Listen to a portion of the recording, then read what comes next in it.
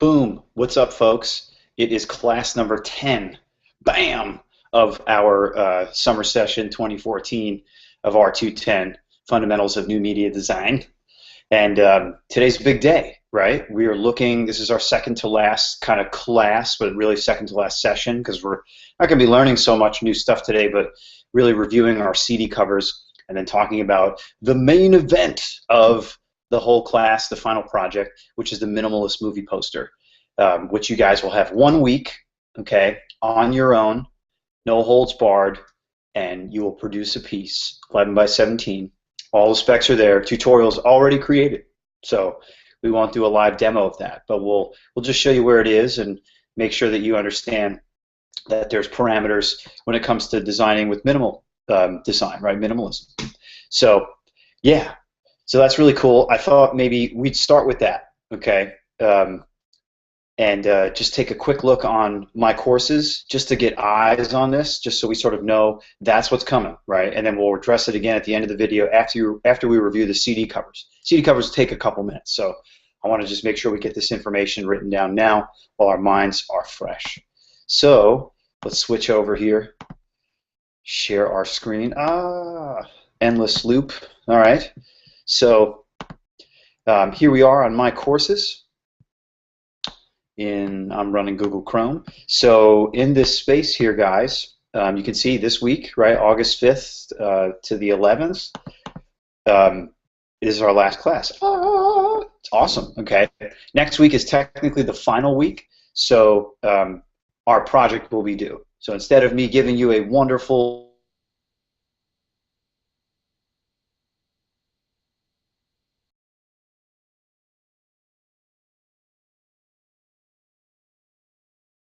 right, flex our design muscles, our new boot camp style summertime muscles. So yeah, so we'll look at CD covers as we said in a minute, but this is the final project tutorial, right? It is in the last block here, and what I'm going to do, I apologize, I'm going to edit this this page real fast, and I'm going to put the instructions all in one space because I realize they're separate. It's just because of the timing, but we will now put the instructions. We'll take them out of here. Final project. Okay, and then we didn't follow up on these sketches. I didn't mention that, which is kind of cool because actually we're just going to delete that. All right, that rule is no longer in effect. I'm guessing nobody attempted it. Maybe they didn't see it. If you did, you're awesome. I didn't put an uploader for it, so yeah, no worries. But yeah. I think it would be incredibly beneficial if you guys went for creating this poster on your own, okay? That, you know, we've done some sort of, you know, in lockstep stages going through the design process early on, and, you know, that's allowed us to sort of give you feedback as we went, and you can sort of, you know, steer the ship as it's going through the stormy seas of creativity. But with this one, you have a week. So, you know, obviously, you know, feedback would be really interestingly tough and strange and weird. I think getting you all that stuff, it'd be a full-time job for everybody. So I'm going to give you guys the most amazing trust to go out and create the best minimal movie poster you've ever made. I feel so confident in what you guys have done so far this semester that I think you can pull it off. Because I did a sneak peek as they started coming in of all of the CD covers, and I gotta say, you guys like devoured your Photoshop skills. Good job. There's some really cool effects. We're gonna talk about it. So just real quick, final project, minimalist movie poster. Okay. So with last project we dealt with sort of, you know, all sorts of expressive styles that had, you know, image economy that was very verbose and very sort of full of stuff.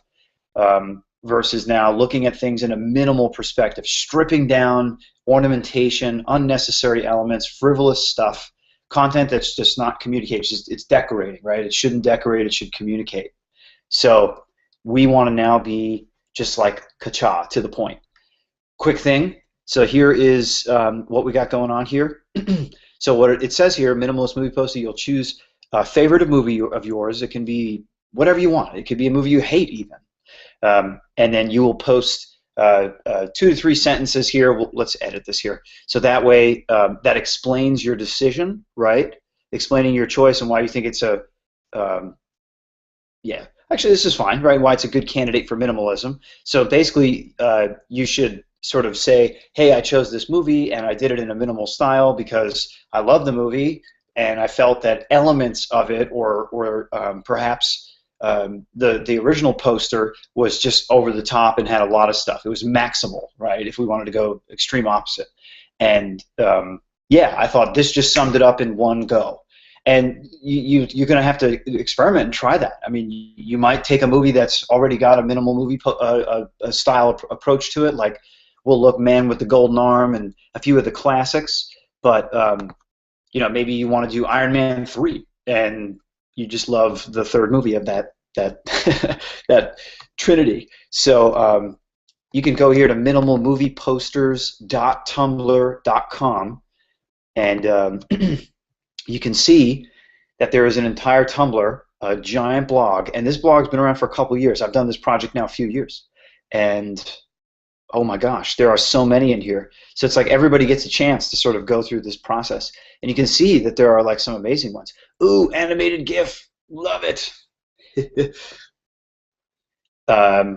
Yeah, even TV shows, right? Arrested Development. So this is pretty cool. Right, this is a great project, great website, great chance to sort of flex your muscles, though not easy. Right, a lot of people think, oh my gosh, this looks so simple, and I got to just, you know, put a few things together, and it's going to be great.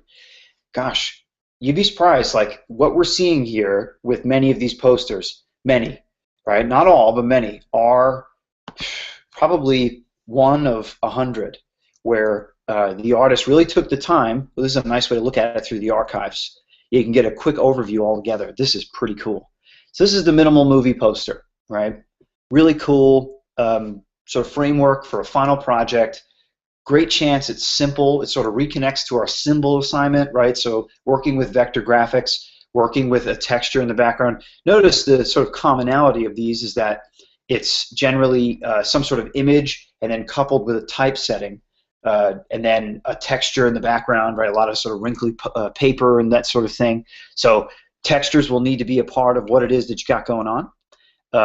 And then large fields of color, right? Like look at this Beasts of the Southern Wild. Look how beautiful that is. That's pretty awesome. So this even has a hand-done type in the space. Just to sort of give you some context, like you don't always have to set type as a graphic designer, as a typographer. You can do it by hand, but you'd be just setting it with a ink and paper, right, and then perhaps vectorizing that. So yeah, or if you get yourself a Wacom tablet, you can do handmade type. I just think this is really cool. It gives it character. It has a certain kind of beauty that's unto its own. And then there's this nice sort of watercolor background here with just these large fields of black. Right, the sort of hero of the story, we're to assume, looks like a little girl, and then here we have the sort of wild grass, and then the big beast. I'm not 100% familiar with this. I apologize, but I was just attracted at how beautiful this was because it's really a good example, I think, of that sort of thing. There are some really awesome ones in here. You know, oh, look at the Despicable Me. Really captures some nice, super simple. These are just really a few shapes. And if you notice, the most interesting thing about this is that the artist came in, the designer came in and added this gray little swirl right here that sort of comes down and acts as a little shade, right, coming off of this goggle of the minion. And that is like, you know, gosh, you can draw this goggle with gray and black and all those things in the eyeball, and those are all simple shapes that you can do in Illustrator pretty fast. But the moment you add that little shading element right here, wow, you sort of took it somewhere else. It's now sort of got a polish point. You're sort of showing that it has depth and dimension. Really cool. This is known as the long shadow effect.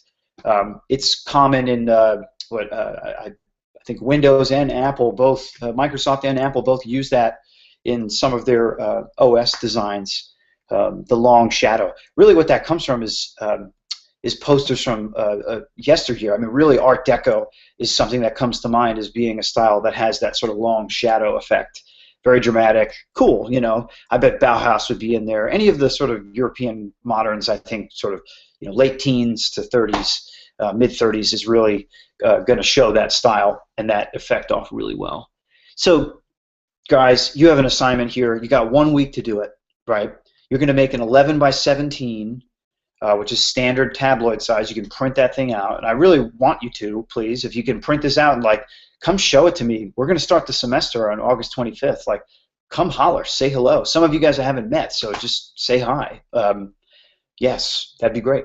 And yeah, I would love to see a print of these. Like, you know, I'm sure you're going to pull off some great stuff.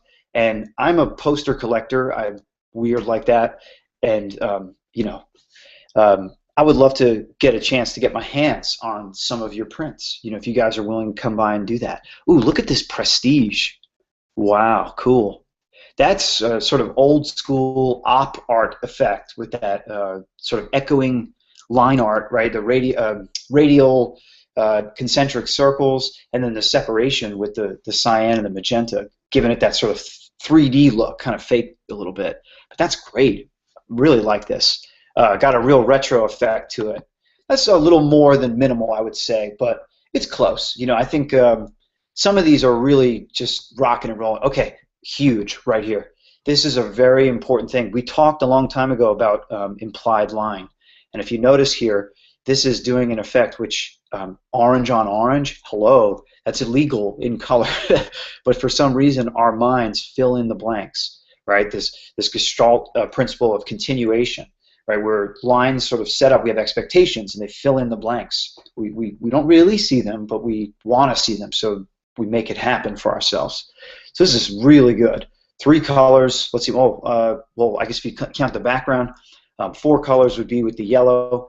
Pretty rad. I think this is another example of a success. Just a quick sort of jump in and checking stuff out. But please, head over there, check it out. You don't need to send me your movie title. Go ahead and choose it, right? I trust you. Make it happen and put together something that is amazing. What we'll make sure that we understand is that, yeah, your final posters will go here. Let's go back and edit this because I need a few pieces of type printed on this. So we'll say, all right, we'll say copy elements.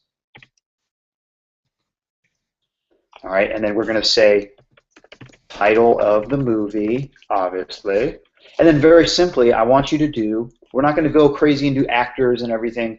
I want to be respectful of the fact that this is a 1-week project and this is our first 101 course for new media design. And we're just going to do a film by, all right, and then you guys, right, colon, and you guys fill in the director's name.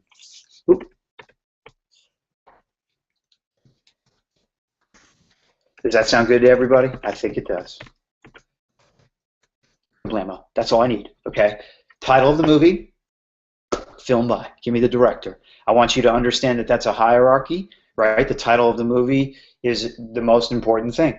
But the film by, right, the director's name, that's the person who sort of, steered the ship into the harbor, right, or into the storm, so to speak, of a film project.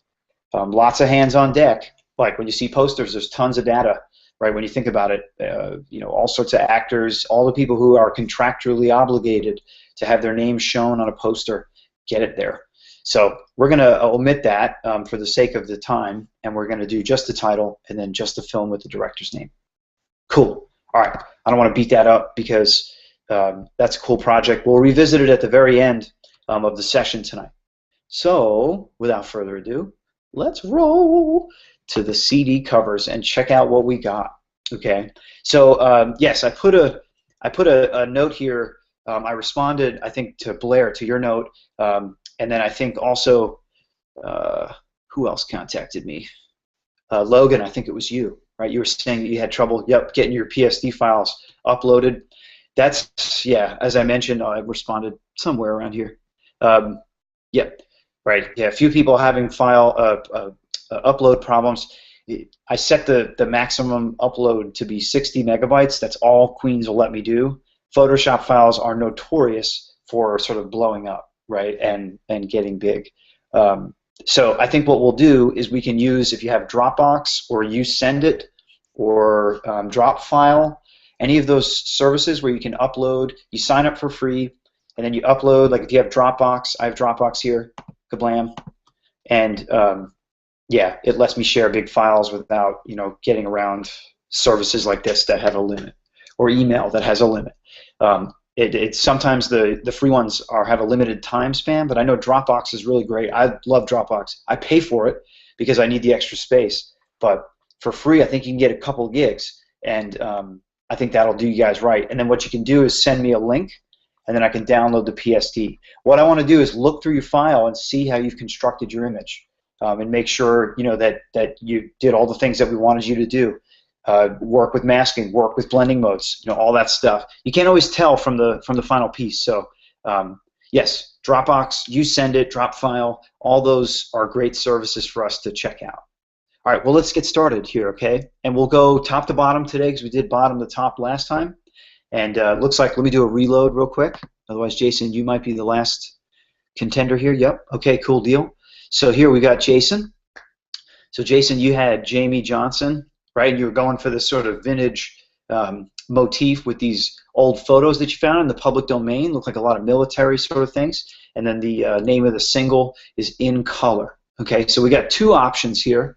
All right, that's cool. So that's fine if you wanted to explore the option. Let's get into them and see what we got going on. So here we've got, let me zoom out a little bit here. It's a little bit big, sorry. So we've got your different photographs. Looks like we've got sort of this mill, and a flour mill in a small town kind of America. I can't tell where in America that is, but it's certainly American looking. Train yard in winter. That's pretty dramatic, interesting perspective, right, on again, small town America. But now we've got some planes, and these appear to be like kind of vintage stunt planes, or maybe early World War II, World War I, maybe in between. And then a dude here who's in his flight gear looking all heroic, right? He's got the heroic realist pose. He's looking confident, chest out. He's looking into the future, right, 1,000 yards, 11 o'clock out into the future. So that's cool. Good placement of that, the way you're sort of ending. This is a terminal point on a record, so it's fun. Like my eye went from sort of here through the name, Jamie Johnson, down the planes, and then to the In Color.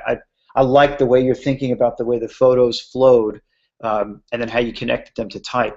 Now, let's make a comment on typography choice. So you've got two styles here that are pretty interestingly combined. I'm trying to piece them together because what I'm seeing is really two separate styles. And here you've got sort of a very fancy, ornate calligraphy style, right? That's in all caps. It sort of has a Jansen feel to it. Jansen's a typeface that's a printed typeface, not a calligraphy typeface. But this appears to be sort of like Enlightenment era sort of level of typography. And then we've got it down here with a very thin contemporary font, very ultra modern. Could be mid-century, even early 20th century. I'm always surprised by how so many fonts that are like look fresh and exciting today were fresh and exciting in 1919, in Basel, Switzerland, and it blows my mind that like I sort of how little of the history of things I know and I should know more of. So anyway, that combination, the super modern, and then the Enlightenment period sort of like Founders' Declaration of Independence style almost combination is interesting. They're very disparate styles in a way, but I don't know. I wonder, maybe Jason, if I don't know, please. One thing that we're missing here that I really wanted to see is a statement. So can you please provide a couple sentences and I think maybe help explain that? That would be really great because you may have stumbled onto something brilliant, but I'm not quite putting it together yet. So here's the deal, right? So like if you were to take these two styles, I wouldn't do that. That wouldn't be something that I would make come together unless I had a compelling reason. We don't have that compelling reason here. So I think, Jason, it behooves you to explain for sure. Just because I don't understand it. Just do it for me because I'm old. And looking at these styles, I would go with one or the other. I think for me, this style it connects too much to that Enlightenment period Maybe it's because I'm working on a lot of U.S. government stuff, so most of the source material is written that way. So I'm sort of conditioned to think that way with that type style. And then here, this is kind of like Miami Vice, which I really like. It's really cool, right? It's super thin, very fashionable, ultra modern, like I said, streamlined, doing what it's got to do, and minimal, no serifs, versus these very ornate serifs here. I just think maybe you got the right spirit with things, like you want to have sort of a fancy face and then something that's stripped down on the bottom to sort of create that juxtaposition, right? That has a little bit of asymmetry, but I would just be careful with style, right? That's just the one thing I think. If I could boil down my comments, I think it's that. I think it's just stylistically, you're in the right spot. Maybe if you're trying to go for that, like we said, that contrast, but at the same time, yeah, I just think aligning, like sort of sliding the timeline on that ornate face a little bit more to the 19th century, I think would be really a good idea. And then even this, you can dial back. It doesn't need to be so close to the ultra modern. Maybe it can sort of come back a little bit too, and then these can have more of a stylistic relationship. Okay, but cool, right? I like the way you're doing blendings. It's interesting the way that like you put this sort of like water texture in the background. It burns into the shadows. You got a lot of little hidden gems in here, which is really cool. So good job on that one, Jason. And then okay, so now we've got a similar one, but with different type treatment, right? I get that you're probably experimenting. So now we have the opportunity to see a similar face connected. And I'll tell you what I would really love to see you to do is to like maybe bring this Jamie Johnson in color and put it in this dark part of the wings, the shadows. I mean, that's a really strong part of the image. I wonder if you're, if you went with a different face like you're showing here, play with a different angle. I'm sure there's a different approach that maybe could be really interesting with this. That would be my suggestion, right? I think if you're going with a similar face, seeing it now, I would love to see them grouped together. So bringing in color up to here, right, and maybe aligning it right, perhaps, or center. If you can get it to sit in the space and maybe run it along the angle, that could be really interesting. Because I gotta say, even without the type, your photos still take me on this very sort of interesting, like backwards S journey, which is great. I think exists. So maybe you have a little more freedom with the type than maybe you previously thought. So there it is. I think, Jason, you've got some interesting attempts here at really sort of nailing. I love this Americana. I mean, it's really, I like American Pickers and I like American Restoration, where these guys take old school stuff, from the teens, 20s, and 30s, and sort of make it into brand new stuff. So I think that has a vibe to it, and without knowing the music, I'm feeling that. That's my response, I think, as being an outsider, right? Not knowing what is actually going on inside of that sound. So cool, man. All right, let's move on now to Ryan. Cool, Ryan. So you got Bob Marley, right? You were wanted to experiment with the 3 little birds, right? Every little thing's gonna be all right. So cool. It looks like you were very sensitive to the comments last time, because these birds are now bright and really sort of making themselves clear. You brought color in from all over the piece to make those guys do what they need to do.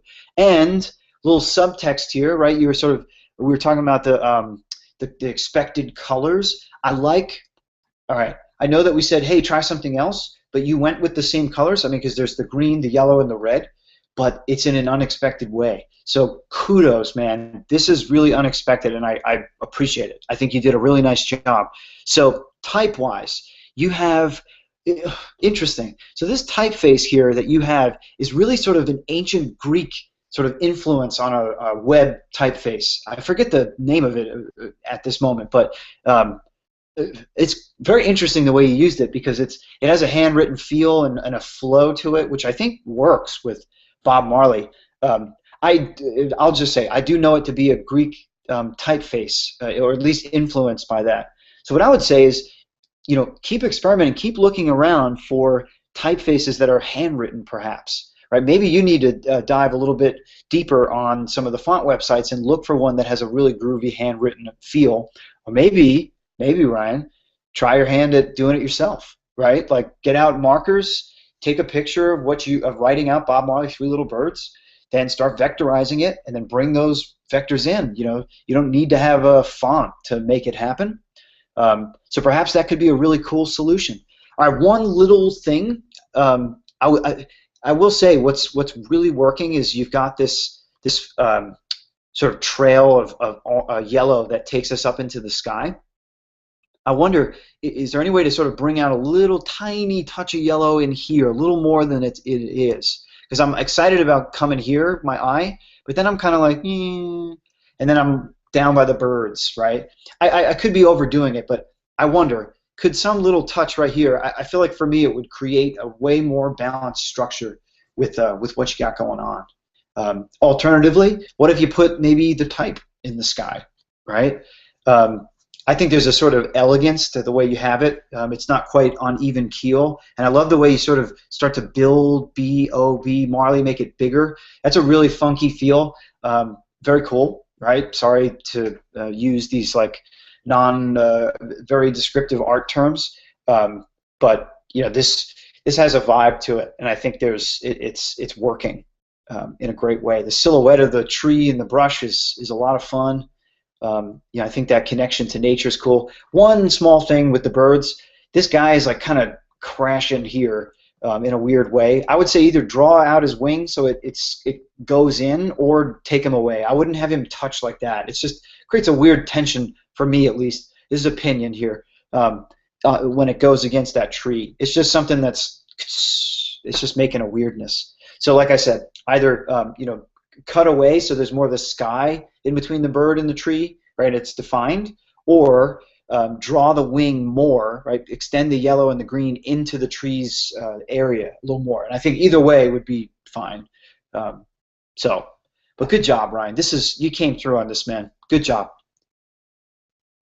All right, now Alexis, cool. So we got Maroon 5 Makes Me Wonder.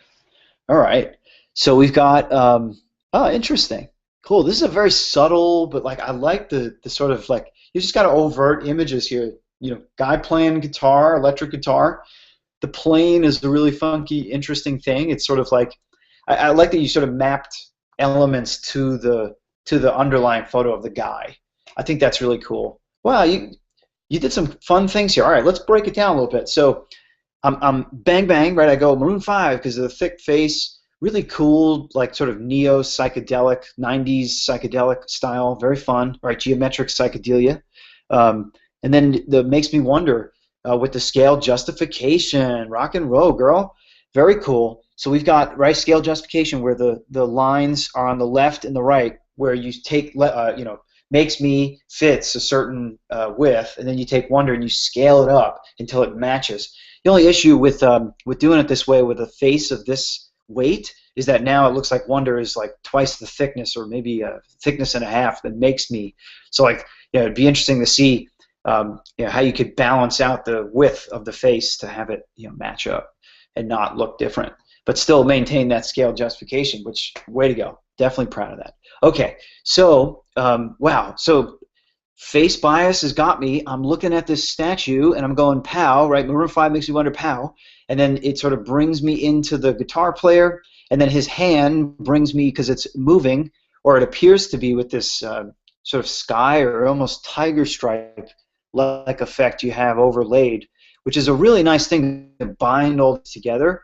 It definitely sort of like boils them in so that the images sort of seep into the surface a little more than I think they would have. And then I'm looking at the plane. Yeah, this is really cool. This has got a lot of like loop-ins, right? You ever see when they show like the sun and then like a little sun flare comes out and it's immediately like pulled back to the sun surface because of the amazing gravitational field? This has got gravity. I'm whoop, doop, doop, doop, sort of bouncing around and going to different places. This is cool. I wish. I mean, it's a good size. You got it in pretty good, so we can all see it. I'm trying to get in to see some of the Easter eggs. Cool. Very nice, Alexis. Good job on this. Yeah, this has got a lot of really good things going for it. And the style, I think tinting the photograph gave you like the opportunity to really just make this thing come together. And that texture, two great aspects of this. And your font choices, frankly. This one's really cool. I mean, Is that not? Is that the logo for Maroon 5? I hope not. See if I can spell Maroon 5 logo. Hope not. Oh, it does not appear to be so. Okay, cool. So you've just found a really cool face that did it, right? Remember we said we didn't want to have existing band imagery, and I'm hoping, I guess so, that this is probably a photograph of a dude playing a guitar that is not from Maroon 5. Awesome. And then I guess, who is this statue? You found this statue. I wonder who it is. Is it like a god or a goddess or something special? That'd be interesting to know. I wonder how that plays a role, in what this is and the basis of the song, the story of the song. So, and then this thin typeface, very trendy, right? Apple brought us back to Miami Vice, 1983, with the iOS 7 update, and man, it's super thin, ultra thin fashion fonts over rich photography. So, way to go, cool. Okay, moving on. Now we got Blair. Nice, Blair. I'm glad that you went for this this solarized effect. I was really drawn to this one when you did the first go around. I thought that the image itself just had a lot of fun. I mean, it's the vintage teacup or sort of merry-go-round sort of thing, and the colors are solarized and just it really taken me, like, you put this in the 90s. I appreciate that. Because Imagine Dragons, they're a cool group. Definitely very contemporary with their sound, but they have a little bit of a grunge feel in that they get loud and soft, and in that sort of sense. So I think going there is really cool. As far as a look and feel. So you've got a really great image. I wish I'd love to see more of the layering effect. We've got the. It looks like that maybe was what you did to achieve more of your color. So I think I can give you the benefit of the doubt with that. But all we really see otherwise image that's burnt into the ride photo is this star, and then I guess some texture from it. I would love to see more stuff. Like even if there are little things inside of some of these color fields, just to see you sort of experiment with the effect. Because there's things I bet you could do in here that would be a little more expressive, a little more painterly, and would give you more ownership over this image. I think it's a great image. You chose incredibly well. But to really make it fan art, putting that touch on it that's really yours, I think could come from a little more experimenting with some minor textures, minor objects, that sort of thing. And I would focus on just the color fields. Perhaps we'll go to the typeface here. Maybe some yellow could make its way up into this, like just a touch of yellow, just to keep the eye moving, and maybe in a triangular fashion, because we've got 1, 2, 3, 4 of these sort of high frequency yellow elements right in the space. I'm really looking at them based on color right now, not really what they are. So I feel like maybe you could go ding, ding, ding, ding, ding, and then have something tiny and small up here. I don't know, a little canary sitting on the wire. I don't know. That could be 90s and fun, perhaps. All right, so let's talk about your typeface. So you've got a typeface that sort of has, it's sans serif, but kind of not. It's got like a wedge where the middle of the letter starts to sort of bow out. Oh, I'm forgetting this typeface's name, which is why I'm babbling. But this comes from ancient times as well, but it has a chisel effect to it, and it's stylistically interesting. I think could be really cool. They're a powerful band. I think connecting them with an ancient culture wouldn't be out of sight. I think from a personal opinion, I think that would be fine. I'd make it bigger. I would go Imagine Dragons across the whole jam here. Maybe that's the trick. Maybe blow up that font so it just inhabits a little more space. I think you did well trying to fit it in this area, but the crashing with the white bar, kind of a little irking, and it doesn't quite match over here, right? That's the thing is with type, you always want to give it a sort of even space around as much as you can and avoid things like crashing, right? And then cool, you've got the old school label maker font, right? I remember my apartment in Brooklyn, like 5C on Clark Street was was exactly this, and it was like, I felt like I was living in a punk rock album. It was such an aggressive like way of making letters, but very efficient. And every public sort of signage that needed a quick label had it for like 15 years, right? Until the Brother P-Touch came out.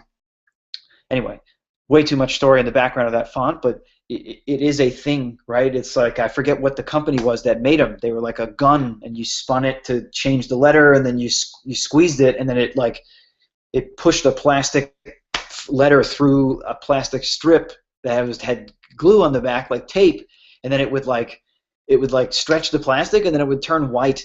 It was weird. So if you've ever stretched plastic before, excuse me, you see it turns white. That's how that worked. Completely bizarre. Anyway, very cool, right? Another thing taking us sort of to a previous time, and I guess maybe that helps me reinforce some of the vintage stuff. So you've really got a good connection here to like a few quasi-styles, maybe even like a movement that would traverse a few decades, punk perhaps. Maybe you're making a connection here stylistically to Imagine Dragons, persona, their even their musical style, or combination of, right? Nobody wants to ever be called one thing anymore, because it's not that way. Nobody wants to be metal. They want to be folk metal, or I don't know, Jewish hip hop, those sorts of things. So I think that's cool, right? Connecting that idea with something aesthetically that does that is great. I mean, it shows that you're sensitive to what's going on in the music. So that would be my advice, I think, is just to reiterate, a little yellow, maybe something up there in the left-hand corner, maybe a little more experimentation with texture, really increasing the size of this font, and then I think, just centering on top of the world, or maybe even leaving it right aligned. There's something cool about a right alignment, when there's a little bit of information. So that would be what I would do. One thing you'll have to contend with is, once Imagine Dragons blows up, is this white bar, is how you'll sort of set the type.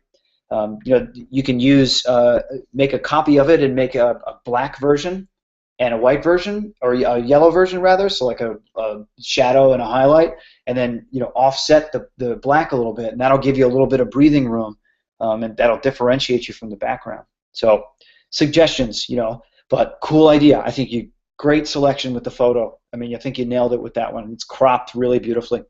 So cool, Blair. And again, answering your question, we want to try and see if we can use like we said, a Dropbox service that'll help us get those big files up there. All right, cool. So let's now go to Mr. Hector. Cool, who did Big E. All right, we got two options. Okay, cool. Wow, ready to die.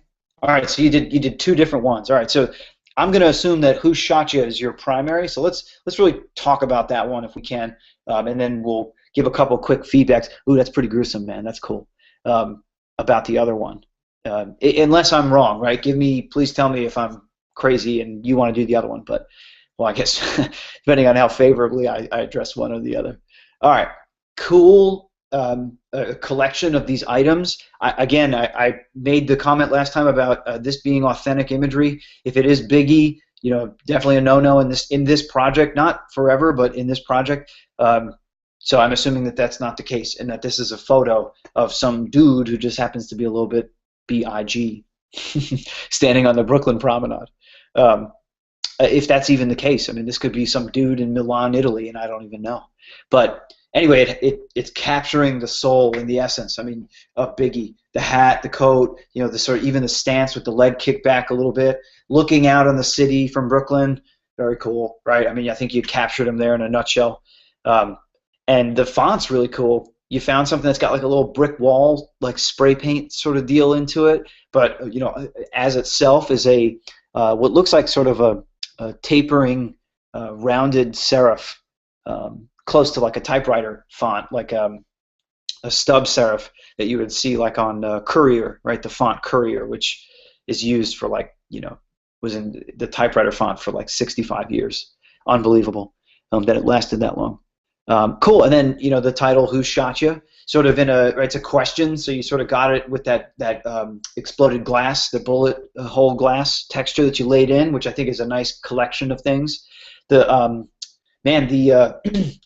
the bubbles on there kind of give it like a gruesome feel. This has a real gruesome feel to it. The red, the bubbles, it's very tactile. It's kind of like very, yeah, it puts you on edge for sure, right? But this is the kind of song. This is some of the most incredible hip hop ever. It's pretty explicit. It's not family hip hop, but I mean, it's got a real story. I mean, this is like this is serious stuff.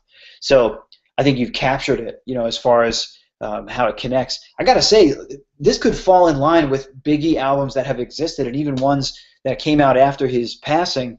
Greatest hits, unreleased tracks, remix stuff, whatever. I mean, you know, I guess I mean to say, like, my biggest comment here is I think this, I don't know if it breaks free enough, Hector, from what is existing already as Biggie style. I think it's cool. I think it really is a unique approach. I'm going to say this. I think you did a good job, but I'm going to push you to do something that I think can get outside the box and take Biggie into the 21st century. You know what I mean? Like, gosh, it's been a long time since, he was on top and he died. I mean, man. So the world has changed. He made an impact. What does that look like in 2014 is my question. So that's my challenge. I don't think what you did is bad at all. I've got no real qualms with it. I would give some comments on, again, crashing, right? The the line cutting the H is just something that's, a little troubling. It's hard to get the most contrast out of it. But I think what you've pulled off here is solid. I'm just going to push you because you've got talent, right? You're showing off some pretty great skills, great combination of images. You got a good eye for how things come together, and color as well. What else can you do? What can you do that's beyond this? So that's my challenge for you. It's a friendly challenge. Take it or leave it, right? I still think what you've done here is solid, right? I'm going to give you what's due on that, but I'm going to say to you, you should take it to the next level for sure. Okay, so let's look at this alternative one. This is Ready to Die, and we said we'd give a little less comment on here because we wanted to focus on what I'm assuming is the first one that you wanted to show. So cool, you really got those two images now coming together well. It looks like maybe there's even three. The door with the rusty lock, which you had, looks like some new drips, cool, and then some scraped, and then the city scene. I mean, you got a lot of pieces in here. This is really cool, and a lot more attention to type treatment for sure. You're right on the borderline here with contrast. It's readable, it's close. Maybe too close for comfort if you're being safe, but interesting, right? The way it comes together. Cool. And then you've got now this type treatment where you've got the targets, BIG, right? That's really cool. I think that's a good approach, right? Thinking about how you can up the ante a little bit, not just with the images and sort of just a type adherence, but illustrating the type as well. I wonder as well, like, the typewriter font's really cool. How do you make this appear to be more graphically burned into the background like you've done some of the other things, right? Could you use a blending mode on that so it sort of goes into the scene a little more? Because it's like targets over the city. It's almost like it's like the beginning of like a old school kind of grungy cop show, dun, dun, dun, dun, and then like the freeze frame and the graphics, yeah. Targets, bad guys, all that stuff. One other thing is I think too you should bump up the Notorious to be on the same baseline, not as the target bottoms, but the BIG, the letter forms themselves. I think that's really where you need to lock that in tighter, because the center of the target will reinforce the X height, right? The lowercase, the top of the lowercase letters really well. So I would go for that if you can on this guy. Cool. All right. Thank you for the second. Right. Accept my friendly challenge on your first one, and I'm curious to see what you guys get going. Let's go to Williams now. Okay. So William had Lindsey Sterling. All right. So you've also got two here. All right. William. I'm sorry, man. Mentioned last time that you wanted to not have a picture of her, right? Unless that is not her. I think it looks like her, though. I'm not sure. I've only seen her on her album cover with glasses and sitting, very properly on a bench with her violin. So I can't say for sure, but this is kind of cool. This kind of has like a Pearl Jam feel to it. You got like a real fun, like I can see, you guys, like, you really enjoyed the David Carson stuff. This is really reflecting that in a cool way. I just think, yeah, if this is her, but if it's not, then cool. Yeah, I mean, I think you've got something interesting. We did comment on like the weird perspective of this background and then the hands. I can't quite resolve that. I'm not sure what I'm looking at. And then this kid down here, he's like looking over here, like not at her. So he's a little distracting in that regard. I mean, unless there's a story there that maybe you want to tell us. But I'd love a statement on it if that's perhaps what's going on.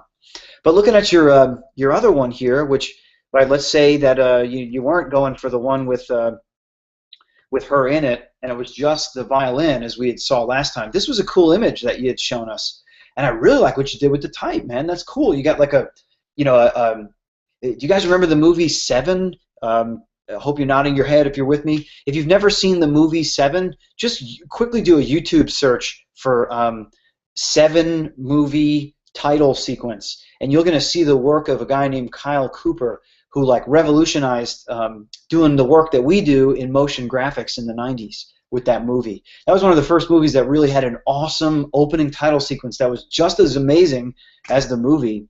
And it really showed off some of the new technology, motion graphics technology that was going on in the 90s, right? That wasn't happening in the NFL or other places, where those things are really sort of pioneered and pushed ahead. So cool. You got a blur effect on it. It looks smoky, and it's really taking on that idea of shadows. Good for you, man, for experimenting with filters. That's cool. I know we didn't get so much into filters because that's a whole nother world. But yeah, right on. I think it really does a good job. Even the black banner you got along the back is cool. That could be, and it's simple. This is definitely achieving a 90s look. I can tell that you are very conscious of sort of connecting with the 90s. Even this sort of old school pixel font is kind of interesting. I know Lindsey Sterling has like digital-esque music too. Like this one's a little more not so connected to the style of the music, while this one really is typographically. This one isn't, right? This one can be a spooky Celtic album. I mean, who knows? Or music to hear ghost stories by. I don't know. I'm reaching there, but cool. You've got more of a sepia tone, however you pronounce it, going on here with the yellow. I kind of like that. Tonally, it's a little more interesting, I think, than just the gray. Gray's a little cold and cool. I wonder maybe if you could use the warm gray shadows on here. You can change the vibrance and the warmth in Photoshop. You can look for those menu items and see how that goes. You can sort of make something cool and warm in a very interesting way. So, all right. So, William, assuming that this is the one you got going on, I like the type treatment. The simplicity of the image is cool. Want to see more pictures, more textures burnt into these things, like collage. Really show me that you can master the mask tool and in layers, right, in Photoshop and blending modes. I'm not seeing a lot of that technique expressed here. So that's a concern of mine that I want to see you address. Okay. So just know, please, that that's what is going on. And let's move down to Logan. All right, Logan, you got the Lana Del Rey, Brooklyn Baby. Okay, we've got 3 options. All right, cool. So you guys, all right. So some of us can't make decisions 100%, but that's cool. I it's fine. In the future, I would say, folks, boil it down. Give me one. Make an executive choice. Stick with it. Take the best of the other one, and figure out if it can work its way into the one you're gonna go with, and call it a day. That's fine. All right. But okay. So here's the deal, Logan. Because you gave me 3, I get to choose which one I think is the best. If that's okay. I'm not gonna just go with your first one because I don't think your first one's your best. I think it's one of the most interesting, but I love this one in the middle. Bam. This one looks like a Bob Dylan album in a really kind of cool retro way. It's got a really funky feel. I mean, you got the right. It really, for me, it's the sort of the vintage Instagram effects, the multicolor sort of effect, light leak thing with the multiple images, double exposure effect over the Brooklyn Bridge. Very iconic, stark on and off image, black and white. Really cool tonally, and then the font. I mean, I think you got the right font. Like, rawr, got it. You got it. It's a really good one. I think you can work a little bit with the Lana Del Rey. Just maybe you could even. I would play with its scale. Get it scaled down a tiny bit. You can even put her name down here. I don't know. Maybe that's a bad suggestion. I feel like it's kind of in a good spot. And then just play a little bit more because you've got these these sort of flourishes, right? The embellishments on the type, which make it tough to sort of square up, evenly with that line. So just, be conscious of that. That's the only thing. This is my favorite. I think you really hit a home run on this one. Couple of things I would address in the type itself. Put your cursor right between your R and your O. Option key, right, or Alt key on the PC. Right arrow key. Open that up. Don't let your type touch. I know it's a script font, but there aren't the connectors, right? The ligatures that you would need for it to really be, cursive in that regard. So yeah, check that out. And then also put your cursor between your O and your K. Tighten up that kerning. Maybe 1 or 2 taps between the K and the L because of these little upstrokes. And then Y and the L, bring it in tighter. So I just think you need to optically kern this a little better. A and B, 1 or 2 taps, pap, pap, just over, and I think that's going to be great. And I think, oh man, I didn't even notice this. You just scored. Way to go. The baby and the swirl here, the Y of the here, the embellishment coming down, looks very native to the D. Very nice. Good job. Cool. Good lesson here, guys. Right. So Logan noticed the sort of the repetition, right, the repeating pattern of that flourish, and saw that she could make a typographic connection where the type locks together. Cursive, like, I don't know, it needs to like reach out and touch each other. It's like ivy, it needs to connect and be all, coagulated and connected. I'm not sure, but it just sort of works that way. I guess I'm conditioned to say that because I've seen it in so many times, and a lot of the hand lettering work I'm doing has been a lot of fun making that happen. So that's my favorite. Cool. You've got a lot of great color. You're echoing color in a good way. I mean, perhaps they're, I don't know, like, oh yeah, you've got it already. Streaking. Cool. Light streaks. Awesome. Very cool. You found a lot of good images here and put them together, and they really work well in combination. So kudos. Good for you. So, quickly on the other ones, right, I like this one because you centered this. You really anchored the type in a good way. You got some chops with this one. You're working well with this. Nice work. Although you got a little of a contrast issue with Lana Del Rey, but a cool combo. I think the the minimal Helvetica lowercase is really a good look. You can even go thinner in all white, and that would be maybe more interesting too. If you're going to keep it all lowercase. I like the bike. It's a different feel to what the Brooklyn Bridge one was. Yeah, it's definitely a different sort of vibe altogether. Yeah, and then this one, man, I was trying to think, what does that thing remind me of that I can't keep getting out of my head? And then I thought of it. There was a show in the '80s called Moonlighting. And it was a detective show with Sybil Shepherd and Bruce Willis. And this is the I'm so sorry. Look at this, y'all. Check out what I'm saying. It's not exactly, I know, but it has that vibe to it that, like, man, it just made me think of it, and I was like, what was it, So anyway, Logan, I'm sorry, I'm teasing a little bit too, but this is, every person who looks at design is going to sort of see something different, is what I mean to say, and like stylistically, that made that connection in my brain. I don't know why I connected it to this obscure, semi-romantic '80s cop show before they had cell phones and internet. What a crazy existence to live in and fight crime. But just this like glowing bridge and like the sort of dreaminess of this, almost dusk with the illuminated city, very surreal, and then like the mega moon and the neon type. Yeah, it just took me there. It's really cool. I think you also hit a home run on this one. It's got a lot of great feeling to it. I'd love to see it just a little more richer in darker colors. I'd love to see it burn in the blacks a little bit more, and the grays and the dark browns and those sorts of things. Dark blues. You got a lot of rich color in here. That feels a little too muted, at least for my taste. I'd love to just see it, throw a gray tint over it and just put a color burn on and try it, linear burn, see if that works, and just really sort of teases some stuff out. And if it's too much, you can use your opacity to sort of dial back that tinting layer, so it really hits a nice even keel. But oof, good job on these. Wow, gosh, guys, you really learned a lot with this Photoshop lesson. I could tell that you're eating this one right up. Well, guys, there's more classes and there's more Photoshop, okay? So, yeah, you know, this is just a sample. We have a whole major and a minor if you're in that to explore all these things, right? We can't just you know, do all one software and one thing. But think about it so far. You've really got a good handle on mixing typefaces, setting type in a vector way, now working with layers in Photoshop, manipulating images, cutting them, really just a good solid foundation for creating anything now. Now you can go to do tutorials.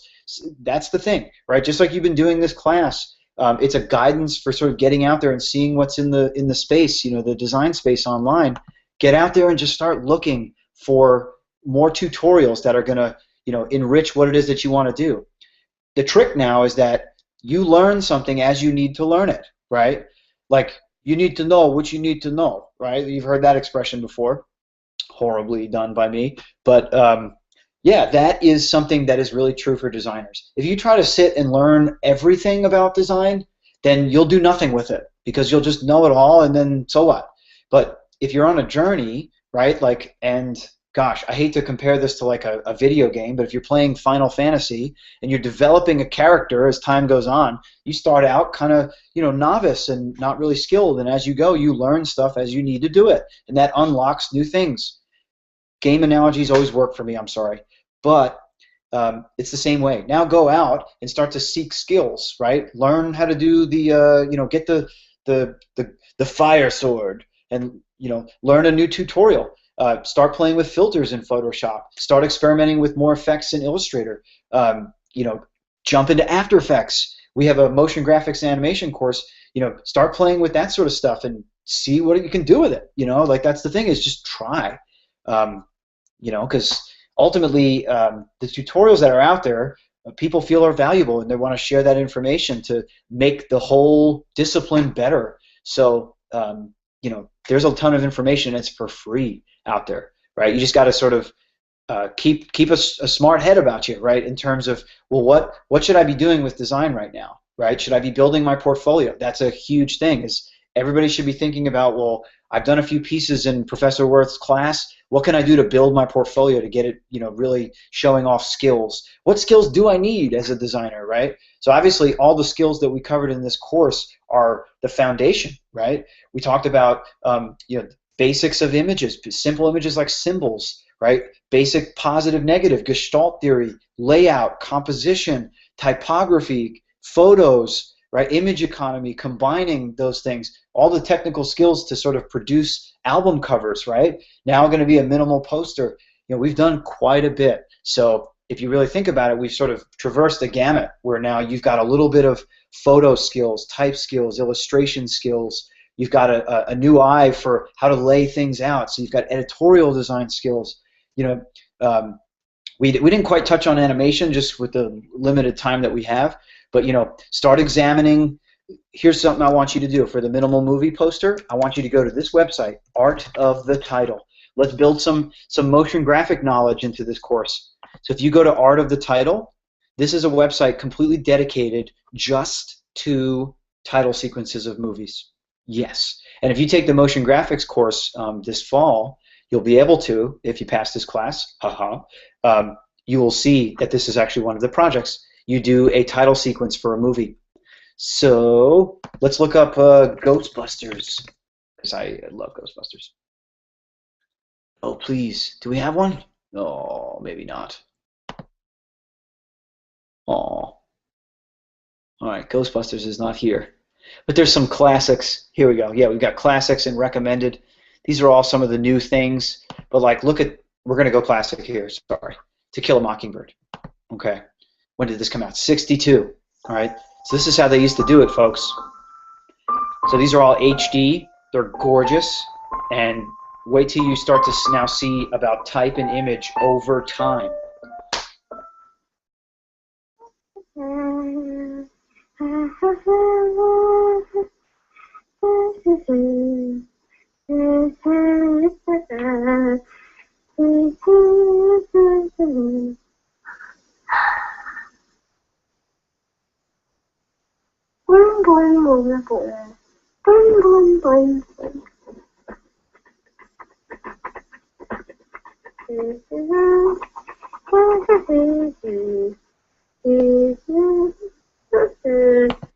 Wow, amazingly powerful.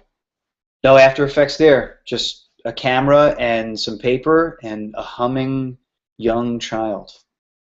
Well done. So it's really cool to look at some of these classic ones and then start to think about, you know, what would you do for your movie, right? How would your movie poster? How would you sort of approach it? And that's a great way to make a connection to that, is through the title sequence. That's sort of a bridge between the poster and the movie itself, and you know, where a graphic designer serves a role. Anyway, so back to our discussion here about our final project. So you guys, like we said, you will need to create a minimalist movie poster. You will choose one of your favorite movies. Like we said, it can be your least favorite movie. Challenge yourself if you wish. Okay. So we will say here requirements that this thing needs to be 11 by 17. Okay. And I'll say here, stop by my office and show me a print in the fall. Cool. All right. And your copy elements that you need to be the title of the movie, and then a film by, and this can be, I did it lowercase, it can be capital. You have freedom over how that goes stylistically, that however you wish, it's fine. And yeah, so what I should see in this piece, right, technique-wise, is we should see that you're using a texture photo. Okay, that's the first technique, or I should say a tinted texture photo. So what that is that is a, in Illustrator, that is a color square on top of a texture photo via a blending mode. Okay, so you'll now go back to Illustrator and use blending modes there. Okay, so what I would encourage you to do is, how about use your Photoshop skills to start to create some really funky, cool textures, right? Combine paper textures. Like if you take two paper textures in Lost and Taken, put them in Photoshop, run the blending mode on the layer effect like we did. Awesome, you've created a brand new texture that's completely original. Look at you, score. Okay, so that's what I'm looking for, is a tinted texture photo. Okay, and I'll say you may use Photoshop for combining textures. Okay, it's an option for you. Cool. All right, so what I want to see also is a unique title treatment. So I want to see you guys do something really cool with the type. Okay.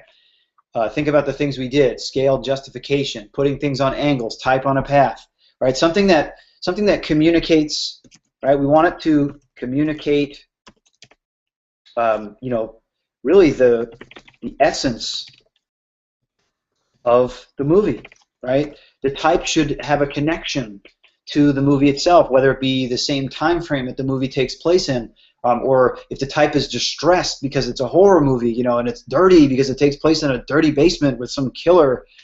You know, that's the kind of stuff that I want you guys to be really conscious of. So when I say communicate the essence of the movie, right, I should want it to, or I should say this, not the essence, that's a little lofty. How about characteristics? Okay, or I should say critical characteristics, and I want to spell characteristics right.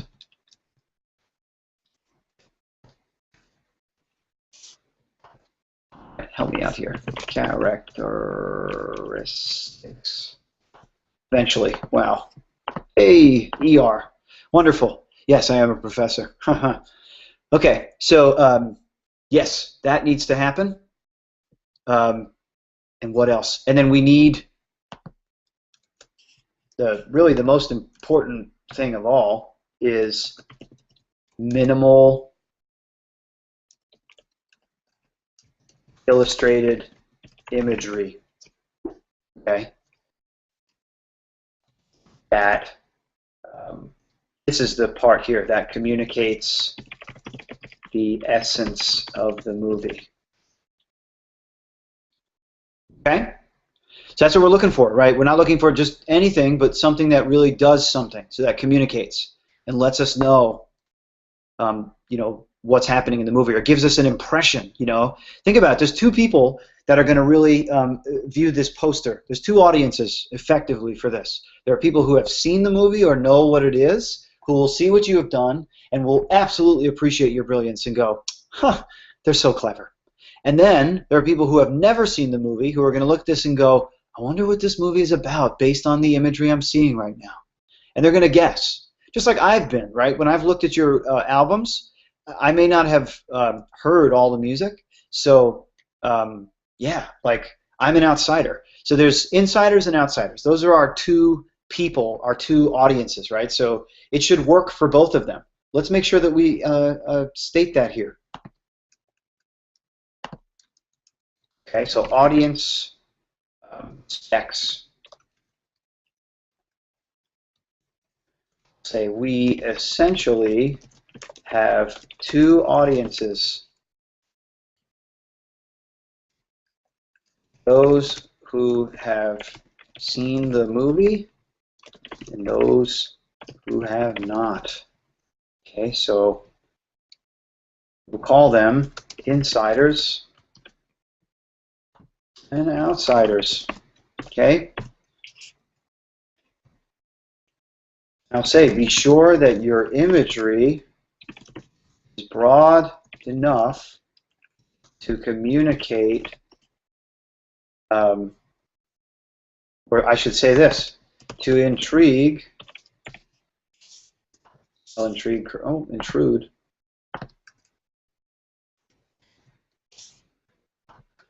Eventually I'll learn to spell, sorry. Each audience, to what? What is our objective here? We want to get people to see movies.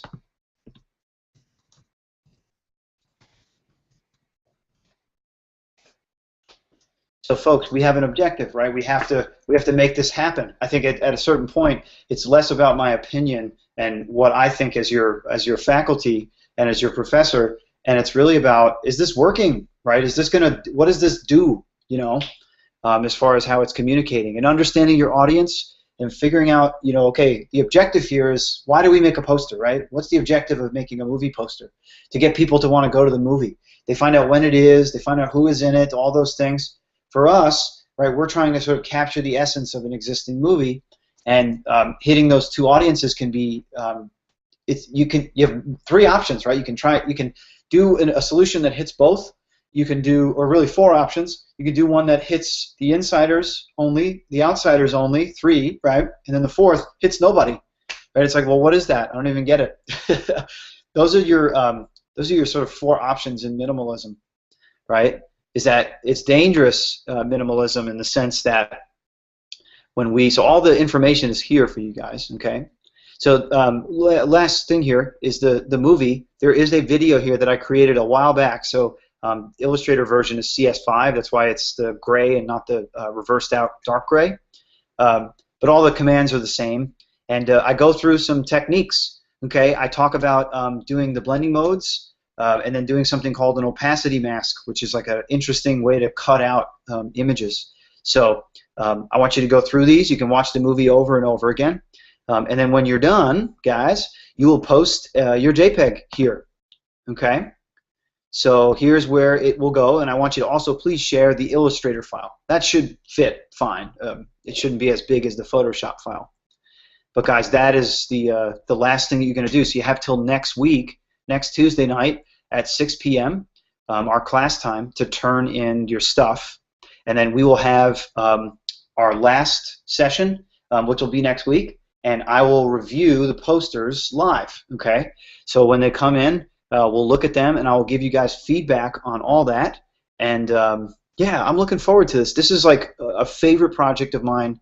You know, it's so much fun to, oh, I've got it open already, go into minimal movie posters, right? Remember, I got to this big sort of Pinterest layout by doing the archive, right? This takes you back in time. And there have been some students who have had some our stuff here. Oh, that's the last piece. Oh my God. What you guys definitely need to do is when you're done Let me go back to the Tumblr. You can apply to have your stuff published on the Minimalist Movie Poster website, and it's pretty cool. So another chance to get your stuff sold. And I think actually they have a thing where you can buy posters and then sell stuff. So let's see. Oh no! It says, note, this blog is no longer accepting submissions. Oh man. Gosh. Okay. Well, you got to save this stuff and put it on Instagram, Pinterest.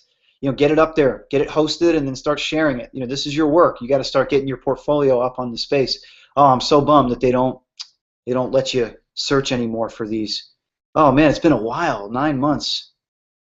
Oh gosh. Okay. Well, that's a little sad, but at least it's a major space where you can go and just get a ton of inspirational ideas for how you want to go. So anyway, minimalmovieposters.tumblr.com. It's a wonderful place to go check that stuff out. That's where you're going to get your inspiration, you know.